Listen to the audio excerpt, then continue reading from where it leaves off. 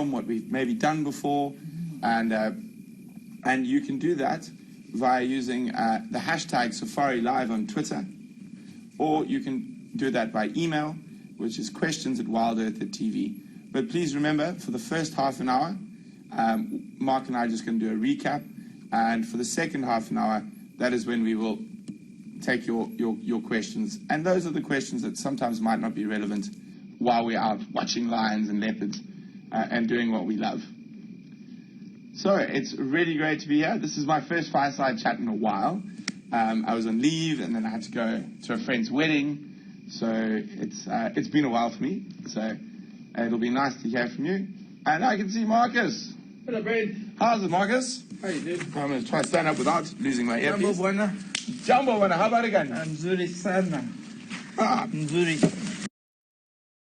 You're talking about half hours, so... Oh, no, I just said we're going to try and make it work as best we can. As best we can. Yeah, so as we said, for the first portion, we're going to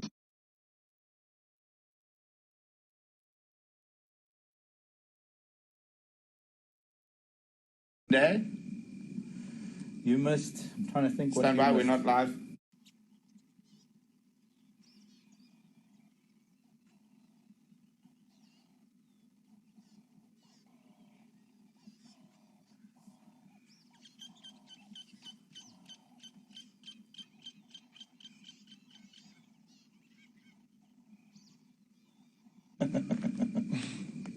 Sorry, guys.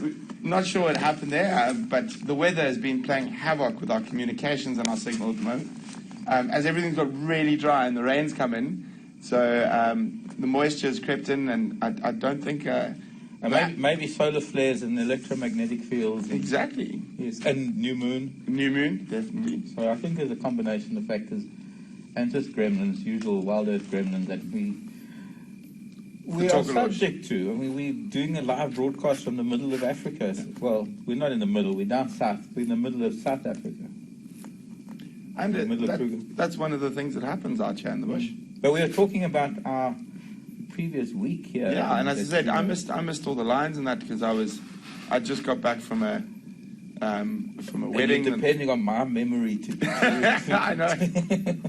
to recall what we've seen in the last week. Well, there was the Salala breakaways. Yes, there were they. Then they were actually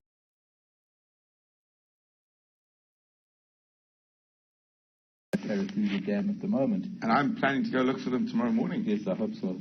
But you've got a few things on your plate tomorrow morning. I do? Well, I would think so. I think there's maybe just go past sea quarantine and then just check and then go via the hyena den. This was interesting. The hyena den this evening. You followed more of the drag marks. I found drag marks this morning, and they were coming from sort of across the Milwaukee, across Twin Dams Road, onto that really new shortcut that is called, what are you calling it? Ingwe Alley. Scott named it, actually. Scott named it. Well, Scott, I think, drove. Scott and Wiem, I think it was Viem's favourite road. Yeah, and it wasn't even a road. And since we've been here, they actually mowed it this year. They made it a new road. Well, I don't know if it was official, but it... Well, they mowed it. Now they have to wait for another season for it to grow over. But the drag marks were heading down there, and I surmised that it was heading towards the hyena den, found the hyena tracks. But we didn't get to see where the tracks came from. And I'm actually glad I didn't try, because it was a long way. Very, very long track. So I went out after drive today, just to go tracking. We heard reports that Mvula had been seen heading towards Buffelshoek Dam. That's right. So I went out after drive, and I went tracking, and I found Mvula's tracks on top of the drag mark. And for a second I was a bit confused. I was wondering whether he had dragged, why not? And after we sort of figured out the newsprint, so to speak, so reading the bush news, that the drag mark was a bit older than Mvula, and he just happened to walk on the same path that the hyenas, I'm sure, our northern boundary, and those drag marks were coming from north of us. So, I mean, that's a good 4.5, 5 kilometers that hyena dragged, an adult impala, and judging from the drag when I was following it up there, it was an adult impala. I mean, yes. Big drag. Well, judging by the spinal column and ribs we saw, it's a fairly large animal. Yeah. And that's all that's left right now.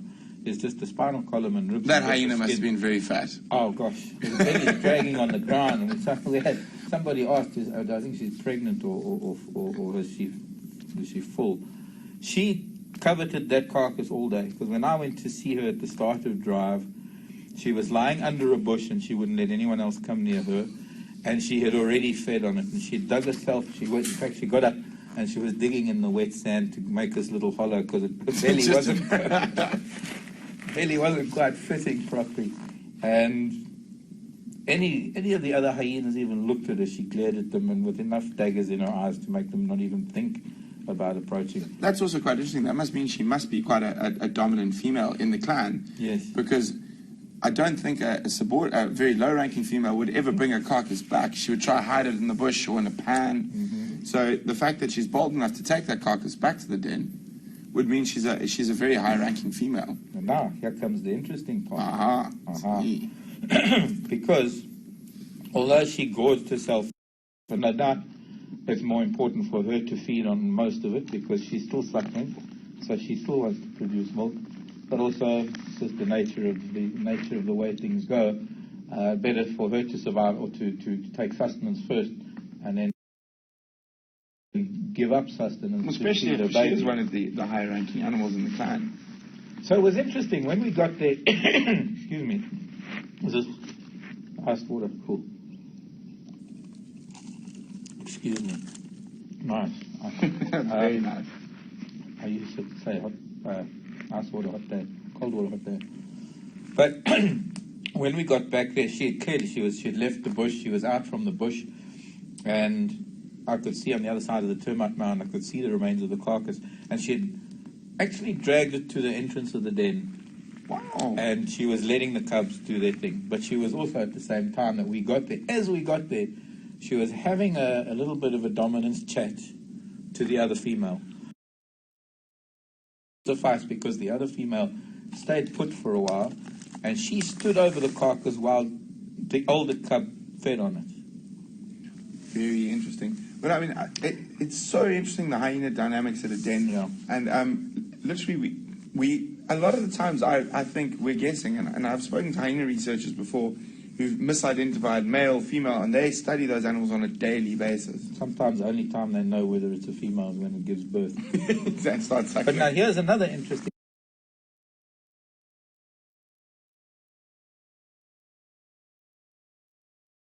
part. Sorry, I know I'm going to, because this is, we saw behavior we've never filmed before, not to my knowledge. We've visited hyena den so many times. But when she was having this little chat to the other female, the cubs were pulling the carcass, and the two younger ones dragged it to the mouth of the den, and they were almost dragging it into the den, and the single older cub was trying to pull it back out. And the younger ones were actually domineering the bigger one. Possibly female cubs, and the older one might be a male cub, even though it's from a dominant female. It's a good example. It's a good possibility.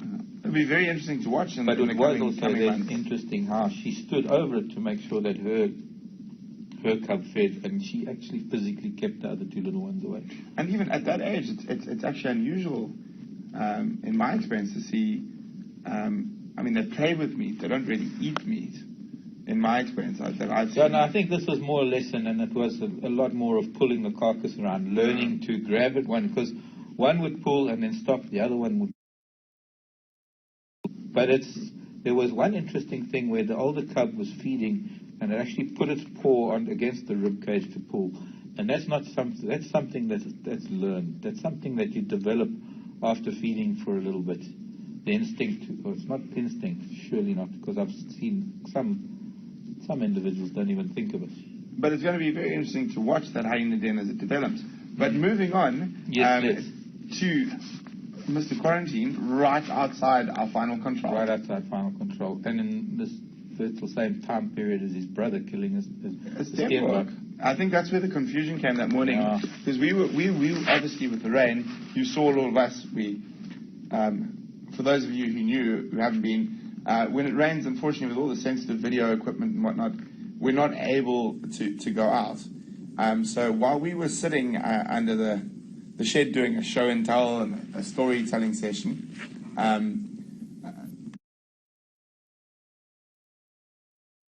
what we heard was Kunuma male leopard had killed an impala right next, about 60 meters from our final contact.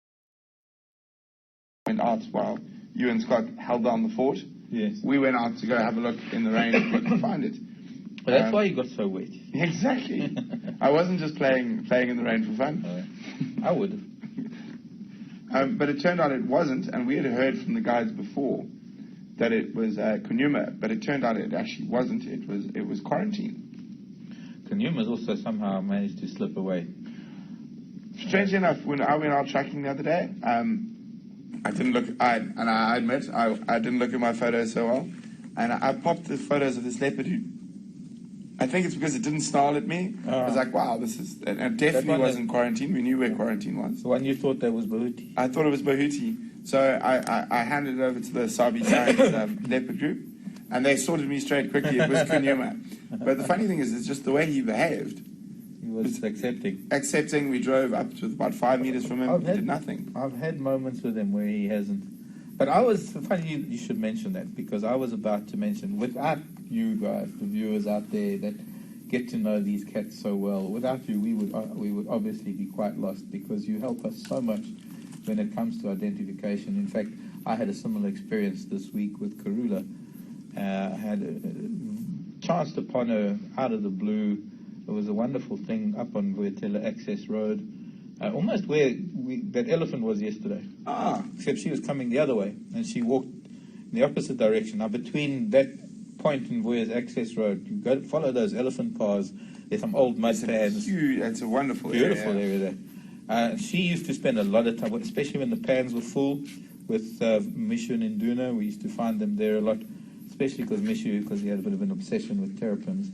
So he was a funny character. But following her, there was a moment when I first saw this cat on the road and how nonchalant she was and how she kind of ignored us, and everything was Karula. But then there was a point when she was sitting under a tree, and I suddenly had a doubt, because she was heading more or less in the direction of Simbambili. So shadow sort of domain. Yeah. And I thought, well, maybe, just maybe. And at one point, the shadows, but the shade and the shadows of where she was sitting, and she was frowning a little bit.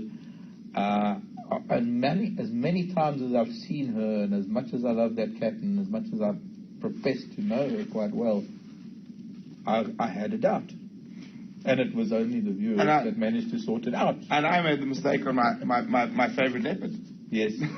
Which is a bit embarrassing. Sorry, guys. I'm going to hide behind my hands for a second. Okay, we're done. Okay, we're done now. We make mistakes. Yeah. And that's the beauty of learning, is that But the nice thing, which has happened on quarantine, is that we've been able to follow the carcass. And I will definitely go check the carcass tomorrow. But what was very exciting for me in the last few days is I got to see two leopards I've never seen before. Okay. Shadow and her current cub. I didn't know you haven't seen them yet. No, I haven't seen them. I've seen the cub more than I've seen Shadow. Or maybe it's kind of equal. But I've seen the cub a couple of times without her.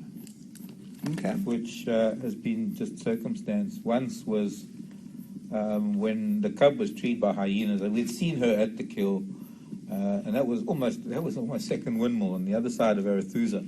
But it was just on the other side of that dip, so just prior to getting there, we didn't have signal, and we're sort of hoping and praying that when we get there, there's going to be signal. And we just managed to maneuver the vehicle that we got signal. The cub was up this really spindly tree, and she was there at first, but I think it was maybe the second day or that afternoon when she wasn't.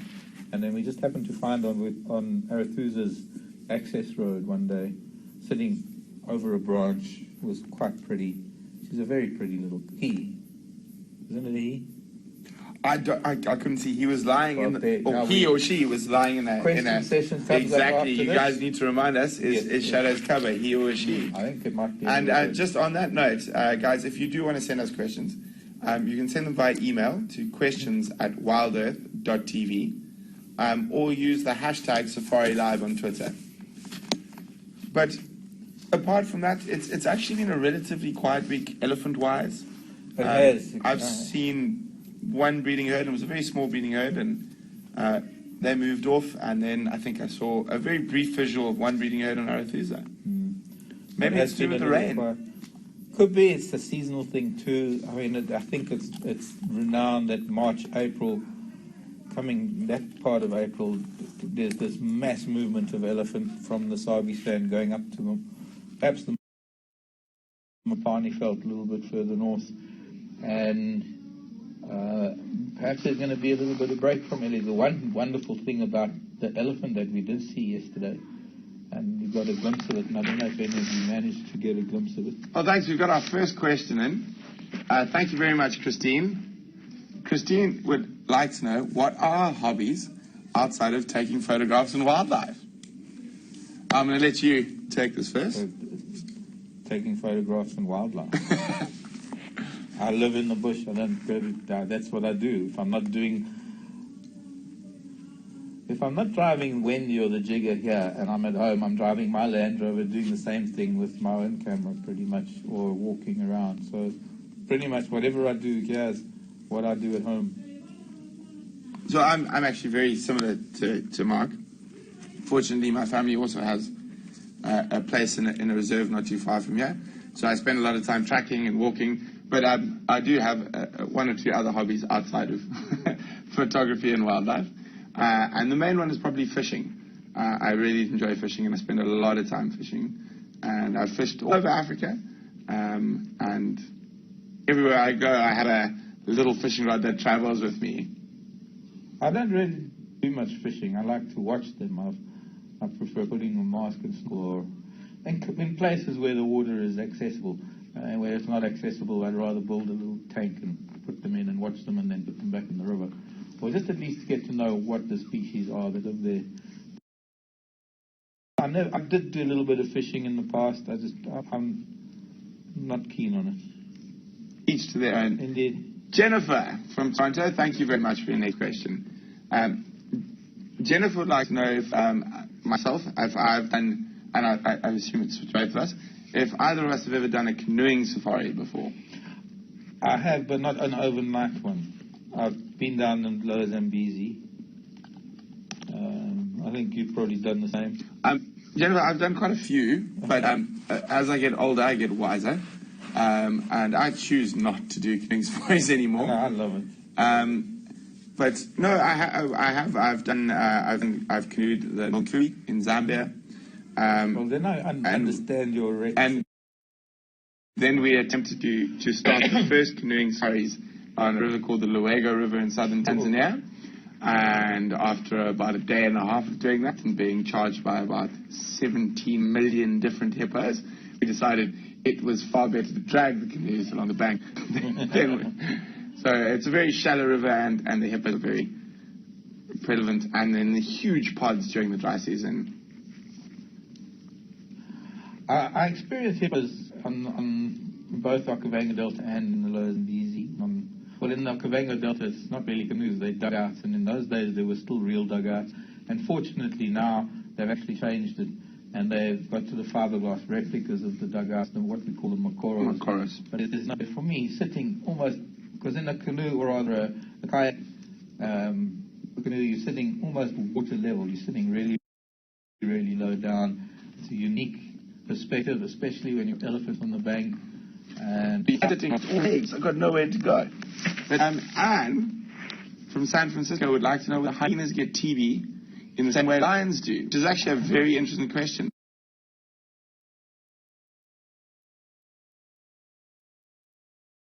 Very nice question, Anne. I was having a look at it today because I got a question this morning about leopards and whether they are also susceptible to diseases that can get through feeding on infected carcasses. Yeah.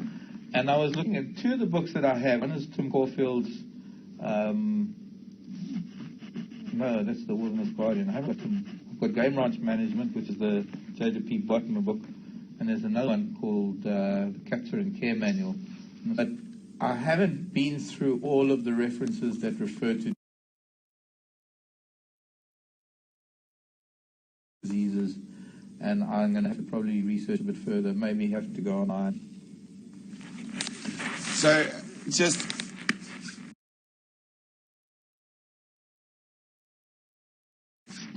just on my experience on that, I've been fortunate enough to spend some time with different scientists, and hyenas have such an amazing immune system that I'm not 100% sure about TB, but a lot of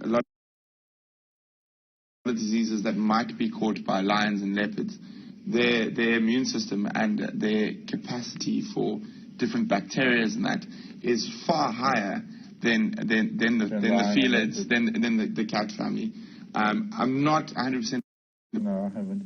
But I suppose it also has a lot to do with the digestive system that is so much more tolerant, and it probably kills a lot more pathogens than lion and leopard are likely to do.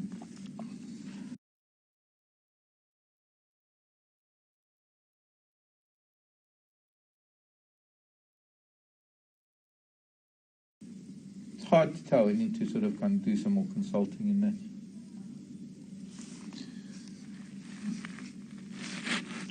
Hi, Sharon from Memphis. Thank you very much for your question. Sharon in Memphis would like to know, do hyenas have baby teeth? Do they lose their teeth? And what age do they start eating solid food?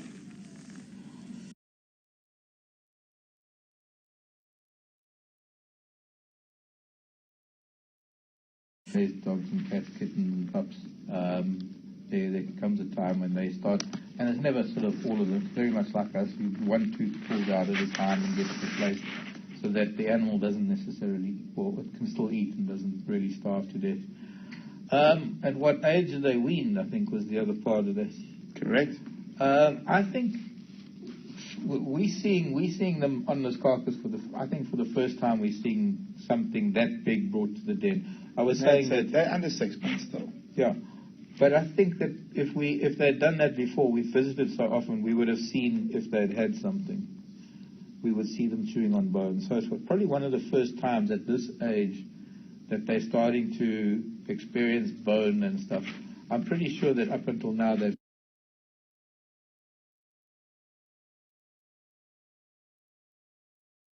tasted.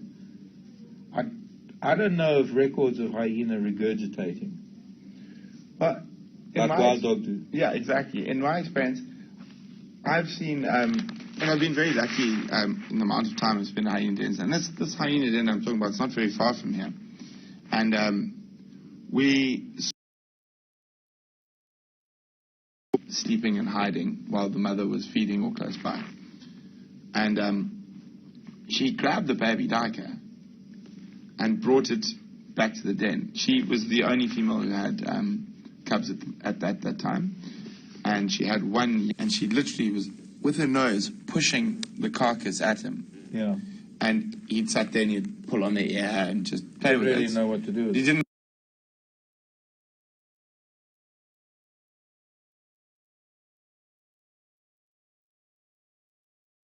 what to do with it. Yeah.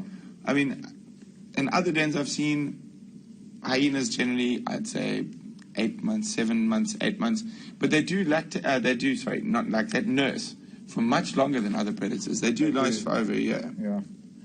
Well, we've seen here, there's also this process of associating prey, and it's a process that requires the youngsters to see it as a whole thing before they see it somewhat dismembered and as an articulated skeleton. And the youngsters have to sniff it. They have to get a feel for what it really is. They have to So just carrying on with the hyenas, we've got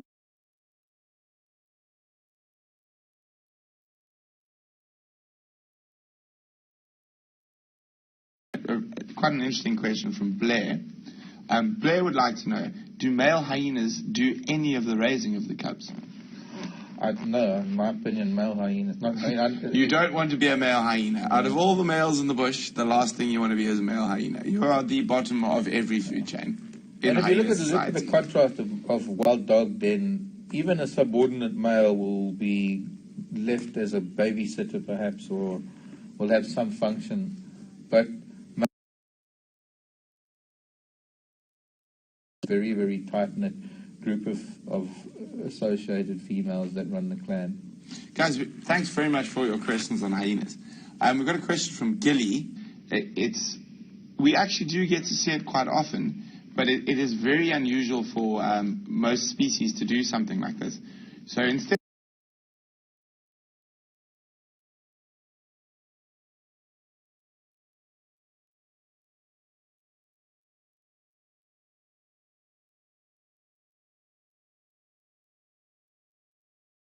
physically fighting, although Nyala males will physically fight, they will, instead of fighting, they basically have a walk-off, a fashion monkey-off, who's prettier than the most one. So who can sort of walk the straightest, who's got the prettiest man, and they stand and they do that stiff leg walk next to each other. And in a lot of ways, especially when a younger male, and this is just my opinion, it's not scientific fact, is challenging, they manage to get to a stage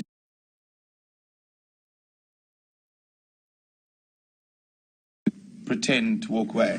And one of the interesting things is when you actually see that, the male who wins those stands-off will raise his tail, and the male who loses drops his tail and walks away. So it's actually a very, very interesting, probably evolutionary development to stop them actually having to physically fight. So, and it's also the very thing that has driven the sexual dimorphism. Completely. It's the very thing I think you got a really good question about sexual dimorphism this morning. I did. The very same subject. No. So to reiterate, it's what's created that beautiful white dorsal crest.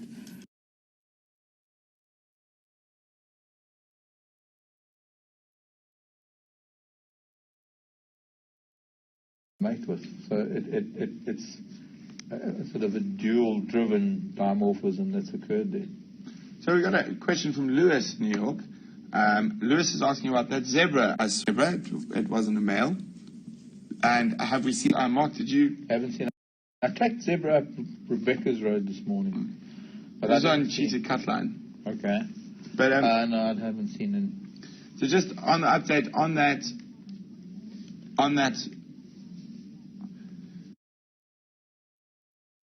sorry, 1 second, guys, sorry. On that update about the zebras, as I said, even though that wound was quite deep and whatnot, it didn't catch any tendons, it didn't catch any arteries. So even though it was a very deep and it looked really, really bad, the zebra was walking normally.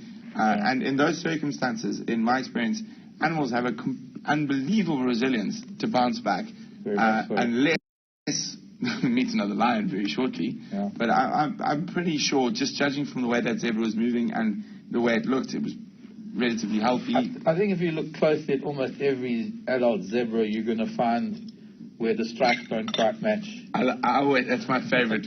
So when a lion scratches the back of a zebra, it just doesn't quite make sense. Meet up again, because it heals in a way that you can see the stripes aren't matching. And I think from that point of view, you see how many zebras do heal, and no matter how deep the gashes are. I have to be honest, I've seen lion with also pretty deep gashes from buffalo horns and things, and they also heal. So resilience is a very important factor. Well, we've got a question from Ria in Holland. Thanks very much for your question, Ria. Ria would like to know, I spoke about lions roaring quite a bit yesterday because I heard them to the south and to the east of us, and she would like to know if we think that we're mating. Could be. I didn't hear it. I didn't. So I heard females to the south and I heard males to the east. So I think they were completely separate. But there's always a possibility. I'm pretty sure somewhere in the Sabi Sands there's definitely a mating lion. But the last I heard was when they were crossing over on Gowrie Main from Twin Dams and they were heading south. That was the Matimba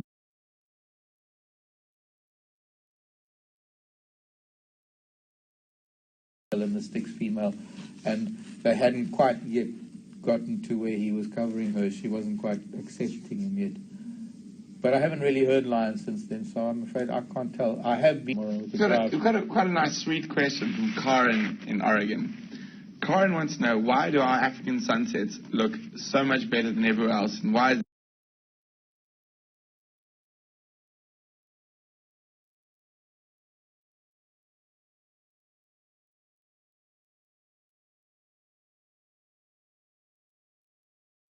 so much color.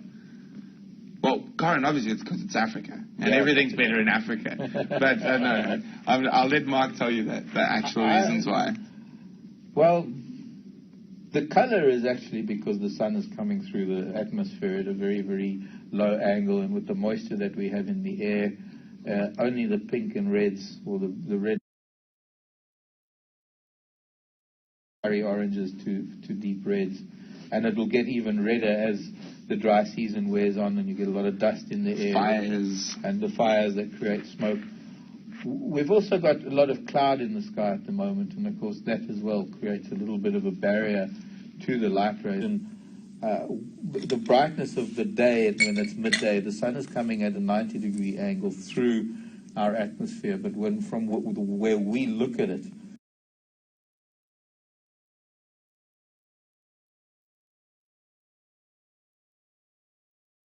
when the sun is setting, it is slanting through. Although it's a very thin layer of atmosphere, it's coming through at an angle, so it's a much deeper, denser part that somehow filters out pretty much all spectrums of light except for the reds, and that's what gives us color. But it was also probably because we're so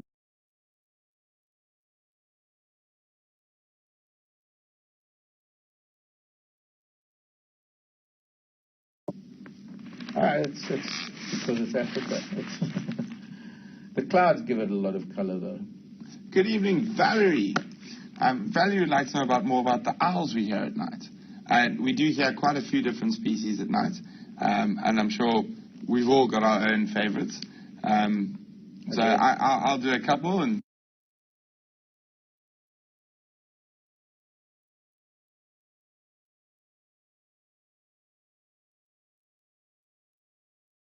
or Verreaux's eagle owl, which we don't actually hear. I just love the call. That low pitched. There's a pair that sometimes you hear around Twin Dams if you're there in the evening. And then the other one I love a lot. So I like the biggest one and the smallest one is the Scops. Okay. Little Scops Islet, and he sits there and goes. Burp, burp. And a friend of mine, when they were still teenagers, in Botswana, we were sitting in a camp in the bush, and he was like, no, he's saying, Brent, Brent, Brent.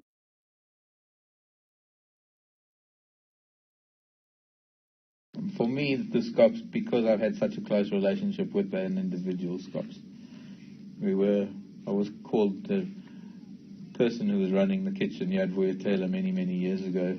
Jess said to me that the guests were reporting this baby owl on the pathway to the rooms. And I was saying, Jess, I don't want any part I don't want to touch it. I know how this ends. Yes, I know how this ends, exactly.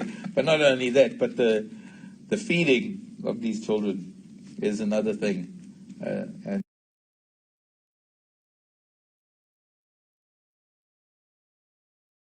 to be that I would look after it, just because there's no ways I could have left it. The baboons that we had here in camp at the time, there were vervet monkeys everywhere, and we had no idea where the nest was, and it was clearly not safe to be out on the ground.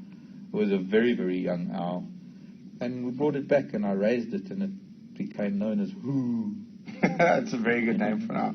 Sorry, guys, we're getting very close to the end, so it's been quite an interesting week with some rain and quarantine right next to our final control. And I hope the next week can only get better. Oh, of course it can only be different, and well, different is usually better. That's why we live in the bush. That's why you can never go on a game drive and expect to see the same thing. And from privilege to be able to share our passion with as many people as possible. And I think from this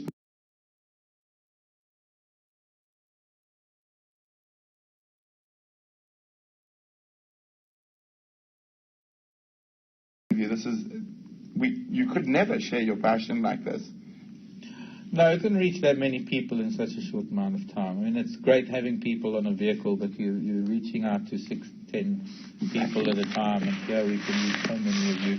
But it's also one of the most wonderful things about it is that when we get guests, they have to come back maybe in a year's time or so. And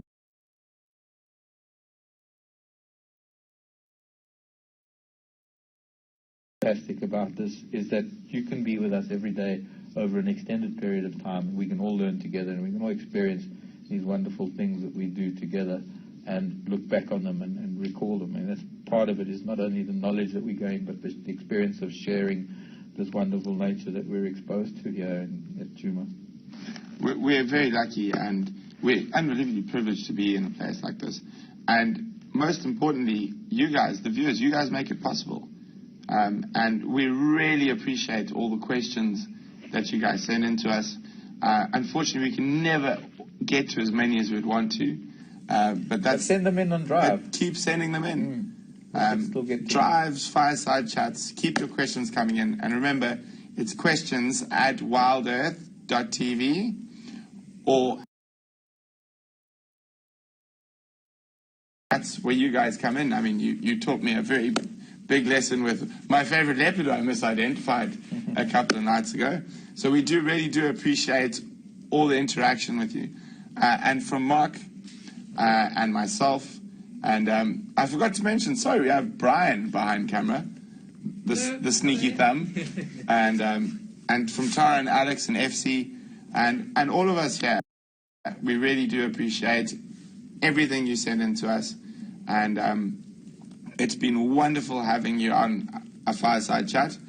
Unfortunately, our fire didn't get ready, so we got to cook. So good night. Bye-bye, everybody.